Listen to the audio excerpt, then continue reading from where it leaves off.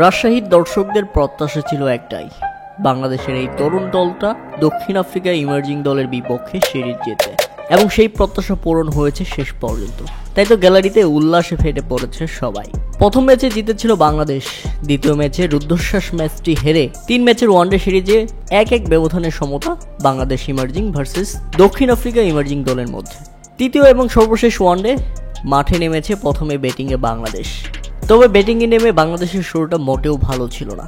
শুরুতেই ফিরে যান রেজওয়ান, 2 রানের মধ্যেই বাংলাদেশ হারায় প্রথম উইকেট। 6 বলে 0 রানে প্যাভিলিয়নে রেজওয়ান হাঁটা দিয়েছেন। এরপর রবিনকে নিয়ে দারুণ শুরু করেন রাফসান, তবে সেটাও সুখকর হয়নি। 20 বলে 19 রান করে রাফসান ফিরলে বাংলাদেশ হারায় দ্বিতীয় উইকেট। আরিফুল উইকেটে আসলেন, তবে তিনিও ইনিংসটা বড় করতে পারলেন না। 11 বলে 11 রান করে ফিরে গেলেন প্যাভিলিয়নে, বাংলাদেশ হারালো তৃতীয় উইকেট। সেখান থেকে রবিনকে নিয়ে দুর্দান্ত খেলছিলেন আকবর আলী, তবে আকবর আলীকে রেখেই রবিন ফিরে গেলেন 26 রানে। 114 রানে বাংলাদেশ 5 উইকেট হারিয়ে তখন একমাত্র ভরসা আকবর আলী, তবে আকবর আলীও ফিরে গেলেন। আগের দিনের সেঞ্চুরি করা এই ব্যাটসম্যান এদিন ফিরেছেন 51 বলে 38 রান করে। শেষ দিকে দলের হালটা ধরেছিলেন অবশ্য মাহফুজুর রহমান রাব্বি এবং রাকিবুল হাসান। এই 2 ব্যাটসম্যানের দুর্দান্ত ব্যাটিংয়ে 200 ছুঁয়ে ফেলে বাংলাদেশ, তবে 200 ছুঁতেই ফিরে যান রাকিবুল হাসান। 40 বলে 42 রানে দারুণ একটি ইনিংস খেলেন। এরপর শেষ পর্যন্ত লড়ে গেছেন মাহফুজুর রহমান রাব্বি।